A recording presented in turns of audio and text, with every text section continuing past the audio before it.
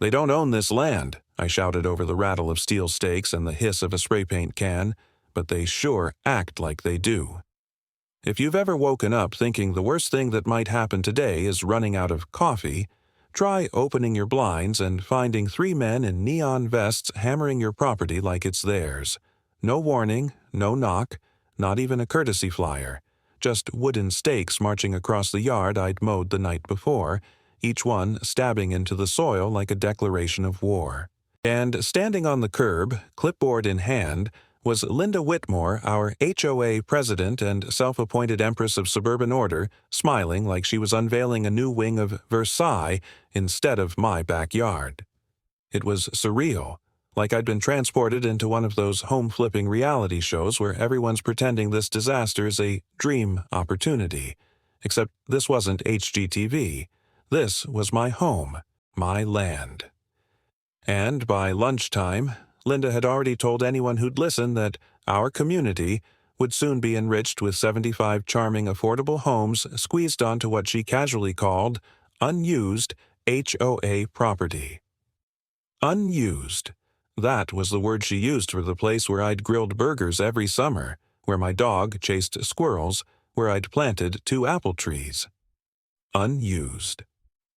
I stormed outside, pajamas and all, waving my arms like I was directing traffic. "Excuse me," I called out to the surveyors. "What exactly do you think you're doing?" One of them shrugged, not even looking up from his hammer. "We're just following orders, plotting parcels." "Parcels?" My voice cracked like a teenager's. "That's my yard."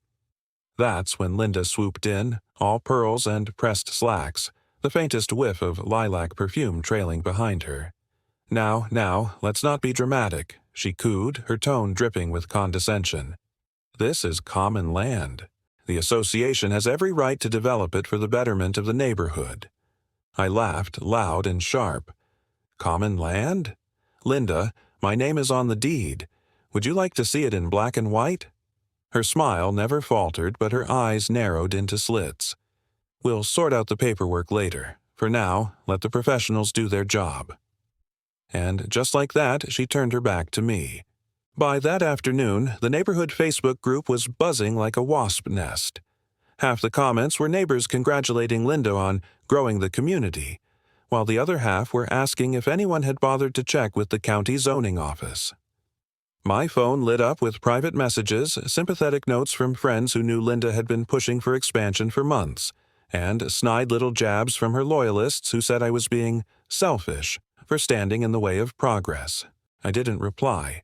Instead, I dug out the binder I kept in my office every HOA newsletter, every bylaw amendment, every certified letter I'd ever received from Linda threatening fines for things as petty as leaving my trash can out past noon. I flipped through the pages, and there it was. The official map from when the HOA was formed. The boundary line. Clear as day. My backyard was not, and never had been, common property. Still, the dread coiled in my gut. Linda was slippery. She knew how to bend a sentence until it broke in her favor, and she had an audience that adored her faux cheerful tyranny. That evening, I went to the HOA emergency meeting she called in record time. It was held in the clubhouse, a beige building that smelled faintly of chlorine from the pool next door. Folding chairs scraped against the linoleum as neighbors shuffled in, whispering like they were waiting for a verdict. Linda stood at the front with her gavel, rapping it against the podium. "Thank you for coming on such short notice," she began, her voice carrying the confidence of someone who'd already decided the outcome. "We are on the cusp of an exciting new chapter for our neighborhood. The construction of 75 new homes will bring vibrancy, diversity, and yes, higher property values." A few people clapped, a few groaned. I raised my hand. "Madam President," I said, every word laced with venomous politeness, "you seem to have forgotten a critical detail. That land you're so eager to pave over, it's mine, legally, title and deed." A ripple of murmurs spread across the room. Linda's smile never wavered. "Titles can be misunderstood. We have our legal team reviewing the situation. In the meantime, construction will proceed as planned. The arrogance took my breath away. It wasn't even subtle. She was betting on momentum, on people shrugging and accepting the fait accompli. By the time the lawyers sorted it out, the bulldozers would already be here, and undoing it would be like trying to unbake a cake. I leaned back in my chair, my pulse pounding in my ears. She thought she had me cornered. But if Linda wanted a war fought in bylaws and loopholes, she'd just chosen the wrong opponent. The meeting adjourned in a haze of chatter. Neighbors avoided my gaze, some out of pity, some out of fear of siding against Linda. As I walked out into the humid night air, I could already see the stakes glinting under the streetlights, a grim little forest sprouting across my yard. That's when my phone buzzed a text from an unknown number. "You don't know the half of what she's planning." I froze, staring at the screen. The stakes in the yard suddenly felt like the least of my problems. "You might have trucks, Linda," I said, holding up the binder like a holy relic, "but I've got every receipt of your lies right here." The construction crew froze mid-motion, one guy leaning against a bulldozer with his hard hat tilted back, another tightening his grip on a clipboard. Homeowners gathered on the sidewalks, sipping iced coffees like they were tailgating at a football game. I swear, one guy even muttered, "Oh, this is going to be good," under his breath. Linda Whitmore, our HOA queen bee, stood in the center of it all with her pearls gleaming in the sunlight, acting like she was personally cutting the ribbon on her empire. And me? I looked like a madman in wrinkled jeans, waving a file folder thick enough to stop a moving van. People underestimate paperwork. They roll their eyes, yawn, crack jokes about bureaucratic red tape. But in the suburbs, paperwork is sharper than any sword. It's the quiet evidence you collect when everyone else is too busy gossiping about mailbox paint colors. I'd been saving every HOA email, every passive-aggressive letter, every veiled threat from Linda that began with "per our community guidelines." And now, standing in the middle of my yard-turned construction zone, I was ready to unload all of it. The morning had begun with the growl of diesel engines. I'd barely finished my coffee when the rumble of dump trucks shook the windows. I stepped outside to see the street lined with machinery. Bulldozers, concrete mixers, even a crane that looked like it belonged downtown, not in a cul-de-sac. Linda was glowing, practically floating between the trucks, clapping her hands like a pageant coach. "This is progress, people," she announced. "By the end of summer, our neighborhood will be thriving like never before." Half the crowd applauded, the other half looked horrified. And me? I just stood there, binder in hand, feeling like a soldier about to storm Normandy, armed only with receipts and sarcasm. I approached Linda. "Quick question," I said, projecting my voice so everyone could hear. "Did you get zoning approval for this little project? Or were you hoping no one would notice that you skipped half the required permits?" Her smile faltered, but only for a second. "The legalities are in progress.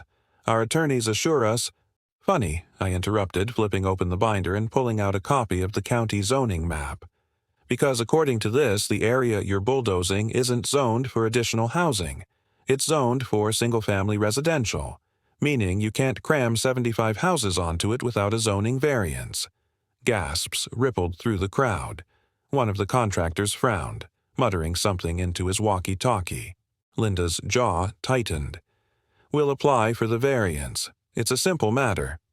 I shook my head slowly. "Not when you already broke ground without approval. That's called a violation." The tension was delicious. Neighbors shifted uneasily, caught between their loyalty to Linda and their fear of being on the wrong side of a scandal. The smell of hot asphalt mixed with freshly cut grass hung heavy in the air. Every detail of the scene imprinted on my mind like a courtroom sketch. I pulled another document from the folder. "And let's not forget these," I said, waving a stack of HOA emails. "Here's Linda, threatening to fine me $200 for leaving my recycling bin out overnight. Here's Linda demanding my shutters be repainted because they were an unauthorized shade of blue. But my personal favorite? The email where she explicitly states word for word that the association has no interest in pursuing development at this time. I let that one hang in the air. A neighbor in the back actually snorted. Linda's cheeks flushed crimson, but she tried to recover. Those communications were taken out of context. The board and I— The board? I cut her off. Funny you mention them, because according to the bylaws, major land decisions require a 2/3 vote of all homeowners. Did you hold that vote? Or did you just crown yourself queen and start paving over my yard? A murmur of voices rose louder this time. Someone shouted, "She never asked us." Another, bolder now, "Is this even legal?" Linda pounded her fist against the hood of a truck, startling the nearest worker. "This is for the good of the community. Don't let one disgruntled homeowner stand in the way of progress." I lifted the binder above my head like a trophy. Disgruntled? No, Linda. Prepared. And trust me, this binder talks louder than your bulldozers. The construction manager, clearly uncomfortable, stepped forward. "Ma'am," he said carefully, "until zoning is confirmed, we can't proceed. Liability issues." For the first time, Linda's mask cracked. Her smile collapsed, her voice sharp. "Do you have any idea how much this project is worth? Do you know who's invested in this?" Her words hung there like smoke, and suddenly the neighborhood tension shifted. It wasn't just about my yard anymore. It was about money, about who was bankrolling her schemes, and how deep this rabbit hole went. I tucked the binder under my arm and gave her a smile that was all teeth. "Don't worry, Linda. I'll be more than happy to share these receipts with the county, with the zoning board, and with anyone else who needs a little bedtime reading." She glared at me, her eyes burning holes through my skin. And then she whispered, just loud enough for me to hear, "You don't know what you're up against." I stepped closer. "Neither do you." The engines of the bulldozers idled, growling like beasts waiting to be unleashed.